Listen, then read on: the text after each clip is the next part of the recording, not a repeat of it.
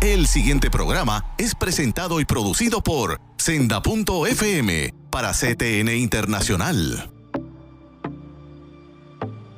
Bienvenidos nuevamente a tu programa Derecho y Palabra. Es nuestro comienzo en este año 2024, un año repleto de aventuras, de emociones, de incertidumbre política, pero con una certeza: Dios sigue reinando. En el programa de hoy estaremos caminando y compartiendo con el capellán, escritor, pastor Carlos Collazo Pérez en su aventura de un viaje de fe. Así que no te vayas, porque te va a sorprender lo que él tiene que decirte. Podríamos resumirlo que cuando somos débiles, Dios se hace fuerte. Y para que Dios se haga fuerte, ¿qué tenemos que reconocer? Que somos débiles. Así que no te vayas, continuamos en breve.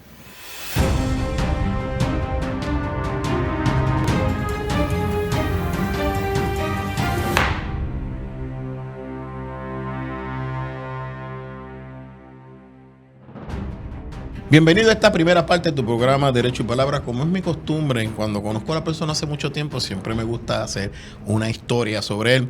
El invitado que tengo en el día de hoy es un hermano, un amigo. En un momento fue como un hijo pequeño para mí, lo discipulé. Ahora él a veces me corrige de Biblia, pastorea, es capellán, es escritor. Pero todo comenzó en un retiro donde Dios nos guiaba a no invitar a nadie, sino que los recursos salieran de la misma juventud. Y Dios lo nombró a él para tener un mensaje de evangelismo un sábado por la noche, creo que era en Sidra, y cuando llegó el momento de predicar no lo encontrábamos y dice: ¿dónde estará metido este muchacho? Que de cariño le decimos macho. Y entonces la hermana vino, yo sé dónde está, y fuimos al baño y estaba en un abrazo platónico allí, doblado, devolviendo del miedo que tenía, no se atrevía a predicar. Tú me corriges si exagero. Fue al altar, predicó 10 a 15 minutos, prácticamente no dijo nada, y cuando se hizo el llamado, sobre 100 jóvenes pasaron al frente. Ese fue el llamado que Dios le dio: a traer jóvenes a la vida a Cristo con una palabra sencilla, una palabra delicada, dependiendo totalmente de Dios, porque desde que te conozco, ya no, pero el susto te paralizaba. Aprendiste a caminar sin Él. Carlos, bienvenido. Este es tu programa. Eres pionero en la televisión, me están diciendo por ahí. Sí, así mismo es. Le damos gracias a Dios por la oportunidad. Gracias por el privilegio de estar acá contigo compartiendo esta experiencia. Como muy bien señalas, sí, eso ocurrió a la edad de 14 años. 14 años. Así que te podrás No digas cuánto tienes ahora, pues después sacar la mía, pues ya dije que era mayor. Sí, pero es bien interesante cómo desde los 14 años Dios comienza a tratar conmigo de una manera bien diferente, y cómo hemos ido evolucionando y hemos ido creciendo, adaptándonos a los nuevos retos hasta lo que hoy en día estamos haciendo. Recuerdo también que presidías una organización de jóvenes a nivel isla y decían que tú no hablabas. Y yo estaba en el concilio de esa denominación, estaba Wilfredo, él sabrá cuando escucha esto, si lo escucha. Estábamos en el concilio porque nosotros tenemos la habilidad de debatir. Y que tú dejaste una carta en la casa del pastor general, dirigida a una persona, y que él la abrió y la leyó. Y yo recuerdo que llevó esa carta al concilio para que te disciplinaran. Y la verdad es que tú no te atrevías a hablar, no es memoria. Cuando te llevaron, pues tú hablaste. Y cuando todo el mundo te empezó a criticar, que me preguntaron a mí, yo felicito porque el mudo habló. No se supone que lo traigamos aquí para que aprenda a hablar. Y después lo siguió, ¿te acuerdas? El compañero por allá, y aquel día tú saliste amigo de todos los conciliares porque Dios a ti te ha puesto en gracia. Y desde entonces tú no te callas la boca. Sí. Digo, no hablas tanto como yo, cada cual tiene su estilo, pero vamos a partir de ahí porque después vino tu llamado a la pastoral. Cuéntanos tu historia, Macho. Exacto, sí. Cada uno, ¿verdad? Como muy bien señalas, cada uno tiene su estilo, tiene su manera. Luego de ahí, ¿verdad? Comienza ese proceso en que Dios comienza a inquietarme para hacerle un llamado a la pastoral. Yo comienzo, ¿verdad?, tempranito, por decirlo de esa manera, como ya estando en la universidad, no había finalizado la universidad y ya yo estaba pastoreando. Y tuve el privilegio de pastorear en varias iglesias, mayormente en el área sur de Puerto Rico. Tuve 22 años como pastor. Wow. Diferentes pastor de iglesia local. Pastor de iglesia local, sí, pastor de iglesia local. Y en ese proceso uno va creciendo, uno va descubriendo más allá de los dones, esa capacidad que Dios nos da para acercarnos a las personas. Que ese siempre ha sido como que ese llamado, esa visión que Dios siempre nos estuvo dando de acercarnos a las personas, de cuidarlas, sentarse con ellas. Siempre me decían que si me sentaba mucho en el suelo, porque me gustaba tener ese encuentro con las personas, ese diálogo, hacer de la pastoral algo bien accesible, no como esta idea que siempre se veía de que ellos están allá arriba, en el Monte Olimpo o algo así por decirlo de esa manera, y la gente, los mortales acá abajo. Y yo quise traer la pastoral a lo sencillo, a lo cotidiano, a lo que la gente pudiera entender más que todo. Y es en ese proceso, ¿verdad?, donde uno empieza a descubrir de que hay algo más. De que hay algo más que el culto, que la liturgia, que el domingo, que el martes o el viernes. Porque eso fue que tú te criaste en el culto, sí, la liturgia. Sí, básicamente todo giraba en torno a eso. Entonces llega un momento dado en que uno, sin darse cuenta, lo hace muy bien. Sí, porque imagínate, hacer un ejercicio por 22 años completamente repetitivo. Si llega no un momento dado. Si no aprendes... Sí. Que lo terminas haciendo. No termino la oración porque me puedo meter en lío. Sí, lo terminas haciendo bien. Entonces, llega un momento en que uno empieza a descubrir de que esto no debe ser final y firme. Hay algo más. Hay algo más. Entonces, hubo unas fechas muy determinantes en mi vida y en mi caminar como pastor, ¿verdad? Para el tiempo del huracán María.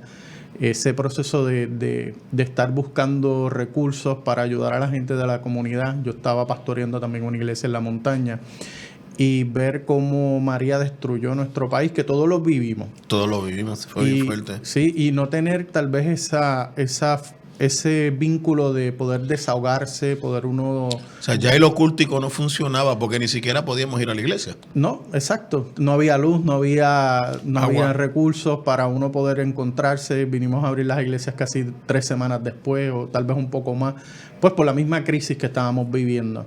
Y eso fue generando un desgaste físico, un desgaste emocional, y ya para el 2018 ahí es donde me da mi primer ataque de pánico, que yo no sabía. Y lo curioso del caso es que a mí me da un ataque de pánico mientras yo estoy dando un estudio bíblico. O sea, que... Pero lo que yo recuerdo, macho, es que tú ibas al hospital a chequearte la presión, porque se te iba el corazón, parecía que tenías un ataque cardíaco. Sí. ¿Cuántas veces te pasó eso? Pues mira, a mí me daba un ataque de pánico 2 veces a la semana, y de esas 2 veces a la semana, una yo terminaba en sala de emergencia. Sí. Estuve así por 7 meses. Oye, ya tú conocías a todos los internistas, sí, y a todas las enfermeras. Yo decía, ahí viene, viste el ataque. Sí, no, yo lo que hacía era que salteaba los hospitales. Esa parte de la historia no lo sabía, que cambiabas de hospital, que listo era. Sí, porque imagínate, tratar esa necesidad de tratar de entender qué es lo que me está pasando. No había nadie que pudiera decirme, mira, esto es algo emocional. Entonces, de escuchar la palabra emocional, escuchar ataques de pánico, escuchar la palabra... ¿Pero cómo lo supiste? En una ocasión cuando me hospitalizan, curiosamente me hospitalizan el mismo fin de semana que yo había organizado junto a un grupo de jóvenes un retiro. Dios, en su manera de obrar, pues yo nunca quise tener parte en ese retiro. Solamente tal vez uno que otra saludo y eso.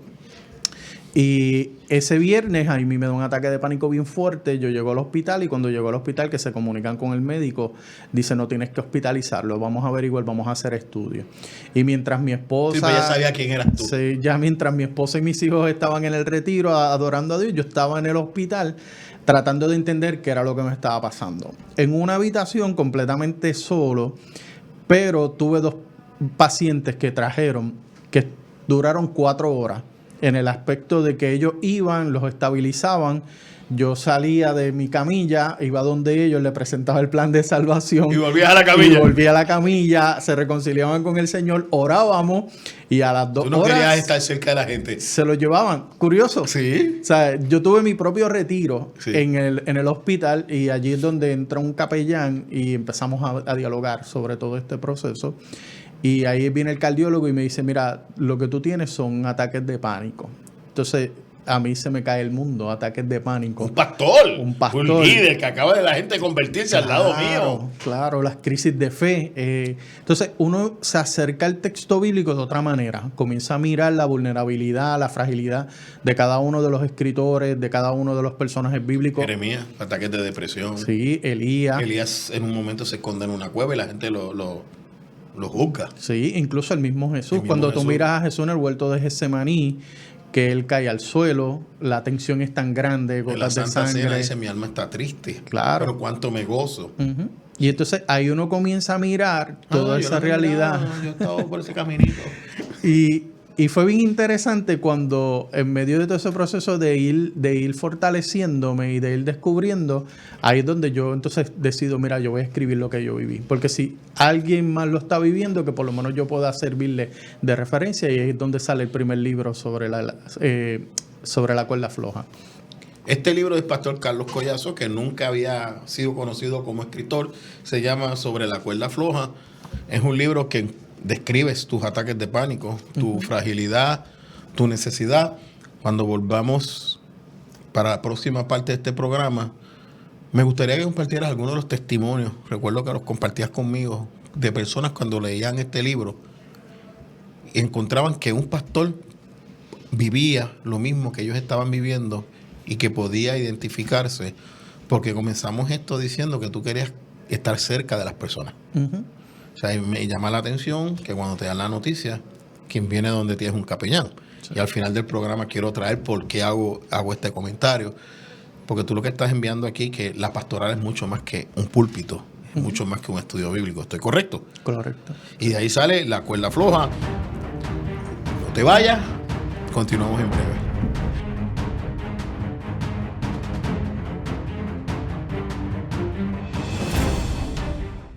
Busca CTNI en YouTube y sé uno de los miles que se han suscrito para disfrutar on demand de la gran variedad de programas diseñados para ti. Suscríbete al canal de YouTube de CTN Internacional. La mayor selección de música cristiana.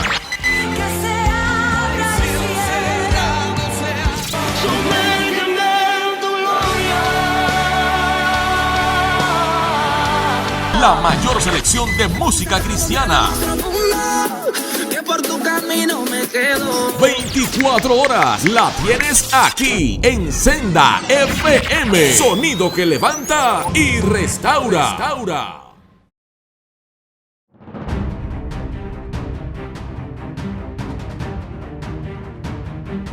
Sobre la cuerda floja, experiencia del pastor, escritor, capellán Carlos Collazo Pérez. Un breve resumen y cuál fue la reacción, qué fue lo que tú viviste a consecuencia de compartir tu testimonio de fragilidad. Uh-huh. Pues mira, fue bien interesante porque a medida en que yo iba poniendo los posts en Facebook y comenzaba a escribir sobre cada una de las experiencias, las personas empezaron a identificarse y empezaban a compartirme sobre sus fragilidades, a entenderme y a decir, mira, a mí también me está pasando eso. Y no sabían qué era. Y ese desgaste, aprender a decir que no, aprender a pensar por uno mismo, aprender a buscar lugares donde uno pueda estar tranquilo, bajar la carga de trabajo y empezar a cuidarse. Yo creo que eso es lo más importante. Tuve que hacer una red de apoyo de personas, ¿verdad?, que pudieran saber de que sí, mira, a mí me da ansiedad y me dan ataques de pánico y yo necesito personas que en lugar de decirme son changuerías, no dice... O falta de fe, o no conoce la Biblia. No estás orando, no estás ayunando, hace falta un buen culto. Es algo más, es ir allá y tratar de manejar esas emociones y eso. Entonces ahí es que surge el segundo libro, Compañeros del Camino, en base a un pastor, el reverendo Carlos Cardona, que me ayudó mucho en mi proceso de pastorado y de crecimiento.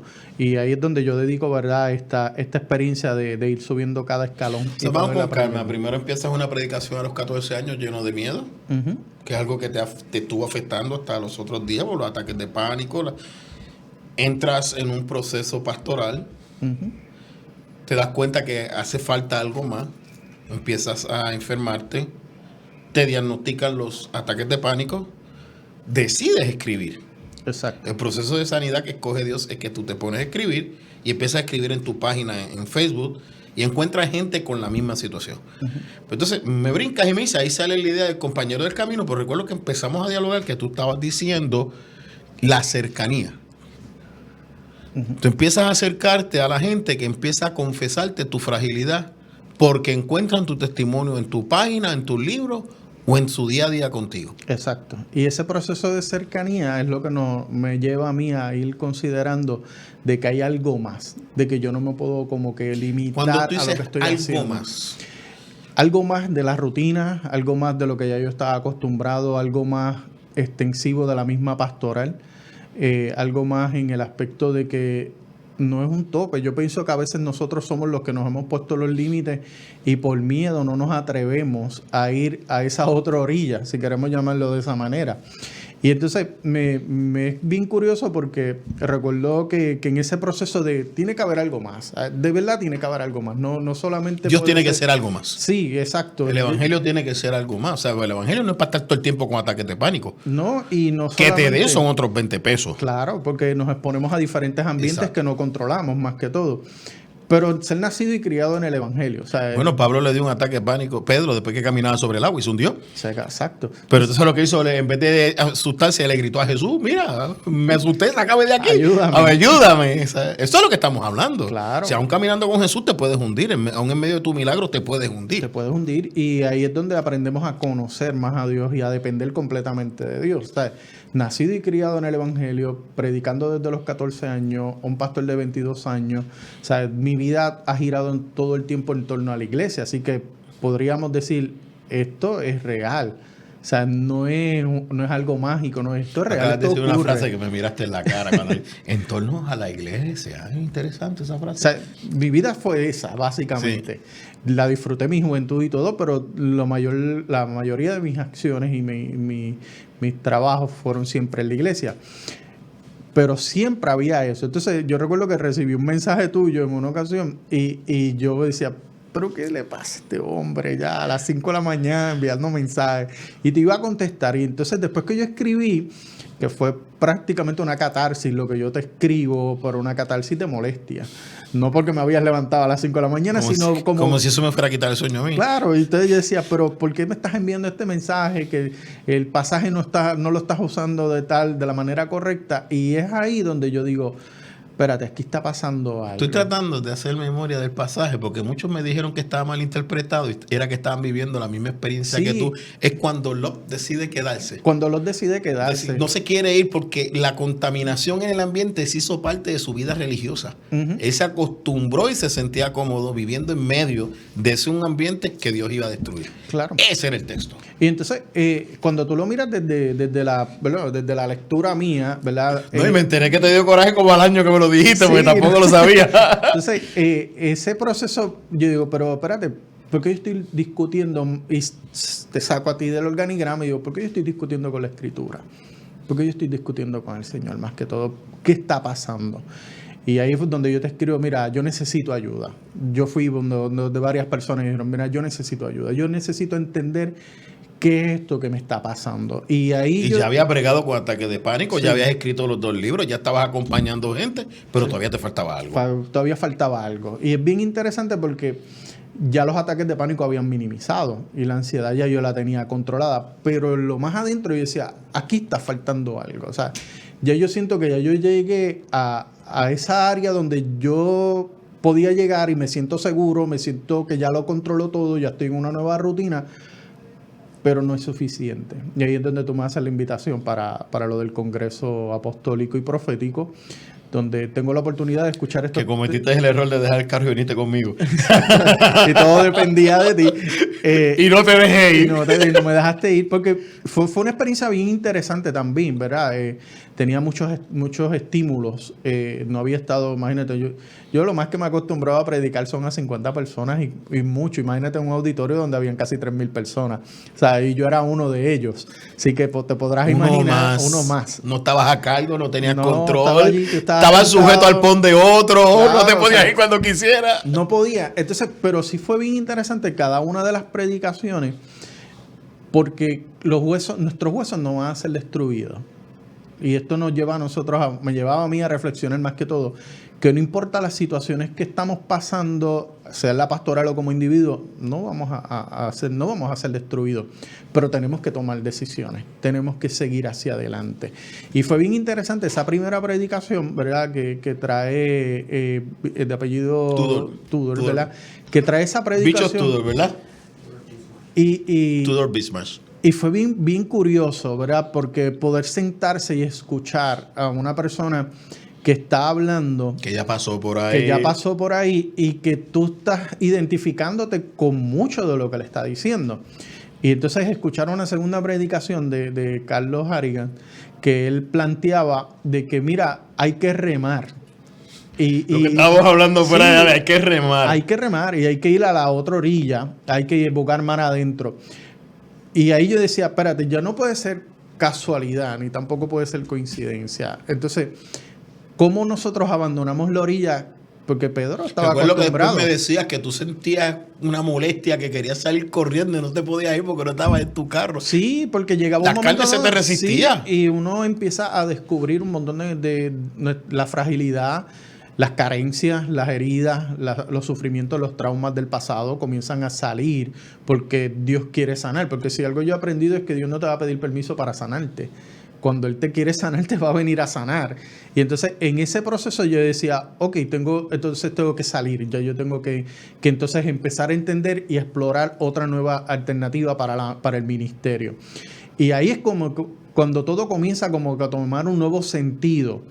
Y lo curioso de todo esto, Juan, es que las crisis muchas veces se convierten en el envoltorio para los grandes regalos que Dios tiene para nosotros, pero muy pocas veces lo vemos así. Y en una ocasión yo tuve una situación donde yo tuve que soltar todo por 21 días y yo me cuestionaba y yo le decía, Señor, después de todos estos años y ahora, ¿qué va a pasar conmigo? Y fueron en esos 21 días donde yo escribo un tercer libro que relata básicamente todo lo que yo estoy haciendo ahora. O sea, que Dios me estuvo preparando, Dios estuvo en este camino de fe, en esta travesía de fe, Dios me estuvo preparando y Dios me estuvo dirigiendo. Y es llegar a esa experiencia del CAP, donde uno empieza a mirarlo, que sí, mira. Que realmente hay algo más. Hay algo más. O sea, nosotros fuimos los que construimos nuestra azotea, nosotros fuimos los que le pusimos límites a nuestras peceras, le pusimos, como lo queramos llamarle. Y había algo más. Y entonces es bien curioso porque en medio de todo ese proceso que Dios empieza a decirme, ok, o tú te vas por Hechos 1:8, que recibiréis poder para ir a Samaria, o tú te vas a ir por Hechos 8:1, por medio de la persecución. Tú tienes que decidir.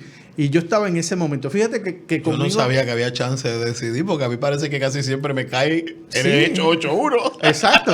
Pero fíjate que en mi caso... En los tuyos fue Hechos 8:1, te llama a Hechos 1:8. Exacto. Y en mi caso particular no ocurre por medio de un profeta, ocurre por las predicaciones, por escuchar las predicaciones y vivir esos ejemplos. Y de ahí es donde yo comienzo una nueva etapa como capellán de la Universidad Interamericana. Cuando comienzo o sea, ya tú no eres pastor de iglesia. Ya no soy pastor de iglesia. Después de 22 años, Dios me llama a dar ese paso de fe. O sea, a salir. Yo te puedo decir que el día que yo finalicé mi jornada pastoral, al otro día yo recibo que voy a empezar a trabajar en esta universidad. No te vayas, que los últimos 4 minutos son bien excitantes, porque si él no lo dice, yo se lo voy a preguntar. Algo que yo quiero que la gente escuche. Dios no tiene azotea, no hay estructuras que pueda evitar, si tú lo decides, crecer más en Dios. No te vayas, continuamos en breve.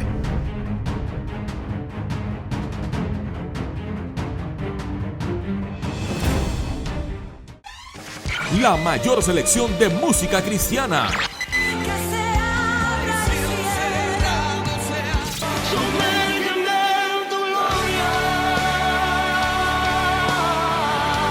La mayor selección de música cristiana. 24 horas la tienes aquí en Senda FM. Sonido que levanta y restaura.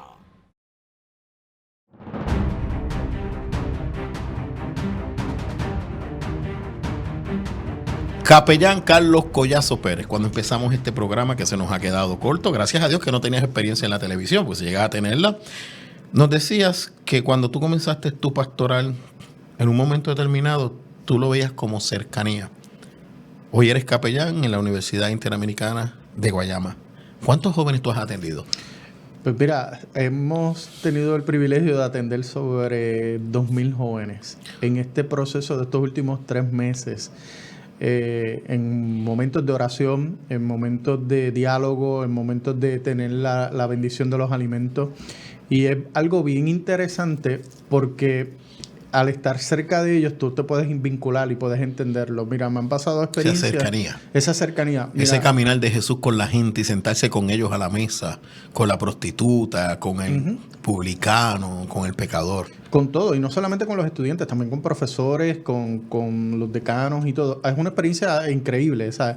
Y lo curioso del caso es que yo pensaba que me iba a sentir extraño, y fue todo lo contrario. Lo veía como algo completamente normal, y ahí es donde uno dice, es que esto era para lo que yo fui creado, para lo que Dios me tenía preparado.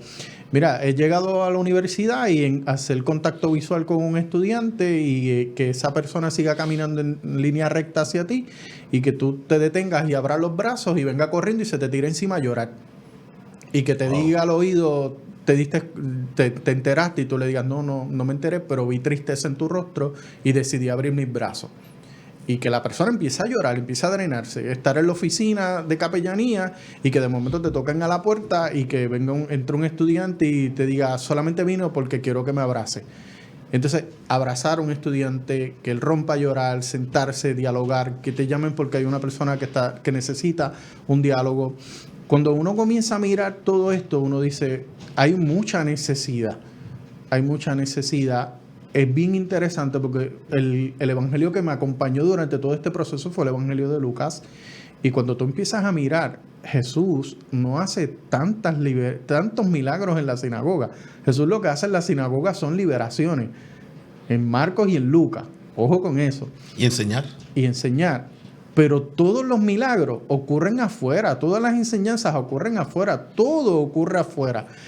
De acuerdo a Lucas y Marcos. Y para mí eso fue bien interesante porque comienzo a entender de que mi liderazgo no era raro. Es que necesitaba todo ese proceso hasta llegar ahí. Y llegar ahí. Y es algo maravilloso. Y mira, ¿qué es lo más interesante de todo esto, licenciado Gaut? Que yo he podido impactar a estas casi 2,000 personas sin invertir un dinero. Sin invertir una peseta. ¿Y te pagan? Y me pagan, pues, porque es parte de mi trabajo. Pero qué glorioso es tú poder decir, mira, puedo ir al área donde ellos juegan y tomar la raqueta y empezar a jugar ping-pong con ellos. Y que te llamen, mire, le toca. Y te toca dejar de hacer unas cosas para ir a jugar con ellos. A sentarme con el grupo de baile. O sea, eso que la cercanía. Esa cercanía que tanto la gente necesita. El compañero del camino. Caminando con gente que está en la cuerda floja. Sí. Y uno lo descubre cuando dejamos de ponerle límites a Dios. 22 años. Una aventura de fe. No te pongas azotea. No le pongas límites a Dios. Dios está esperando para que tu llamado se lleve a cumplimiento. Dios te bendiga. Nos vemos en nuestro próximo programa. El pasado programa fue presentado y producido por Senda.fm para CTN Internacional.